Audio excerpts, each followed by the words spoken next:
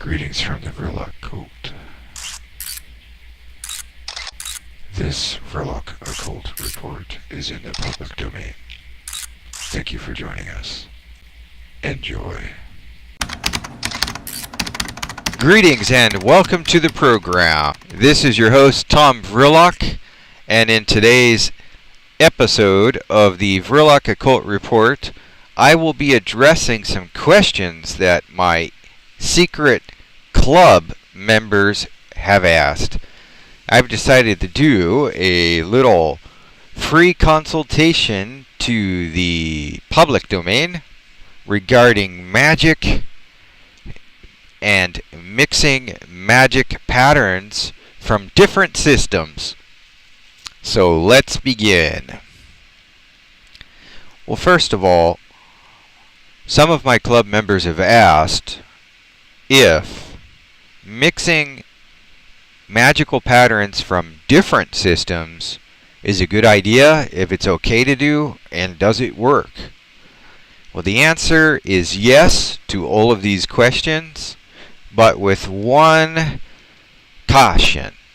When we first begin working in magic, particularly for beginners, it's advisable to work with one system and get very strong with that system before mixing and merging various magic patterns. Now, why is it that mixing magical patterns from different systems is okay? Well, first of all, you have to understand that a lot of the magic that's going on is taking place at the subconscious level of the mind, and at times there is a relationship to something external as well. And often when we are working with external magics, we are working with something that is called an egregore, or in other words, a very complex thought form, or sort of a cloister of many thought forms which coalesce or sort of hang together to create a very powerful seemingly entity. And in other aspects, we are working with spirits, sometimes spirits from ancestry who have passed away, and they may be ancient ancestors who worked with the runes or other magical alphabets, geomancy, astrology, and so on. The reason why it's okay to mix the magical patterns is because you can make magic work more dynamically. And there's also a reason for using different systems for different things. Let's talk about that first. For instance, if I'm driving, walking, or taking a plane somewhere, or a train, transportation, travel, I'm going to work with magic that represents safe travel of some kind. There are a number of ways to do this. And if you don't have time to prepare, and you need to suddenly travel somewhere without much premeditation, then having the runes memorized and digested in the subconscious mind can help. I might draw in the air before me with my finger, or think it, the pattern of Radho, the wagon wheel for travel, which is associated with safe travel in my mind.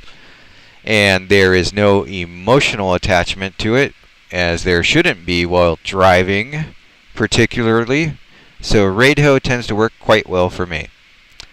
Of course, there are other magical systems which can also be used for different things. If I'm working with pentacles, I might work with a sort of a religious zeal, or a high emotional magical energy. Maybe saturating that pentacle with a great deal of praise and respect and appreciation for the various names written or inscribed upon that pentacle, and admiring its beautiful geometry. And this also establishes a relationship. But if we were doing something like going back to what I was talking about driving, we want to work with patterns that don't necessarily have that religious zeal or emotional power. We want something that is stable and, sort of a peaceful pattern to work with. So I might work with Radho. Now, when mixing magical patterns, there are times when we can mix systems. I might draw, for example, a two-dimensional pyramid. And within this pyramid is a picture or representation of a person. And to either side of this person, I will place the runes Manas and Eor for cooperation, so that the operations I do for this person or work with my magic will bring about a smooth, cooperative outcome. And these are completely different magic systems. Likewise, I might use a moon pentacle for balancing out too much rain, and I might mix into that the ice rune to halt unwanted forces, to halt perhaps a torrential rain system, if need be, depending on the circumstances or the immediate situation. While working with situations where an immediate end is required to be addressed or dealt with, nothing works better than a flashlight which has been preserved to use as a psionic instrument, sort of like a high-tech magic wand. Also, the prayer board can work miracles or manifest miraculous events, or balance and bring into balance certain magic that's gone awry within a short period of time. Likewise, when working with spirit power glyphs, I might mix and merge some runes in with the spirit construct. And for this type of detail, I will document and note it for club members, but just for the general public's interest, I'm simply acknowledging that magical systems from different cultures, different time periods, completely different systems can be, to some degree, mixed and merged, and one need not adhere strictly or stringently to one particular system. Because in essence, what we are working with is considered archetypes and replicants or replications, which come from or originate from archetypes when we are working magic which is seemingly externalized or coming from an external source. And so this is going to conclude my VRILOCK Occult report tonight.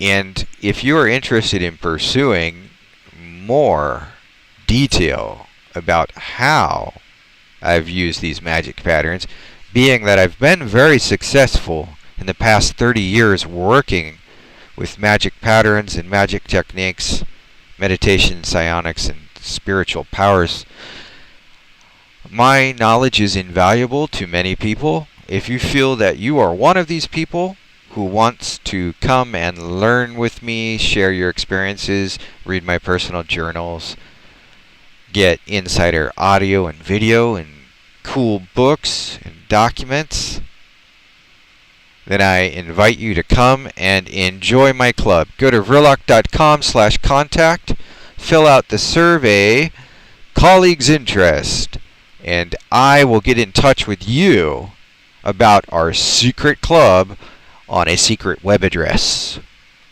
So until next time, keep that energy up, keep the magic up and strong. This is your host, Tom VRILOCK, signing out.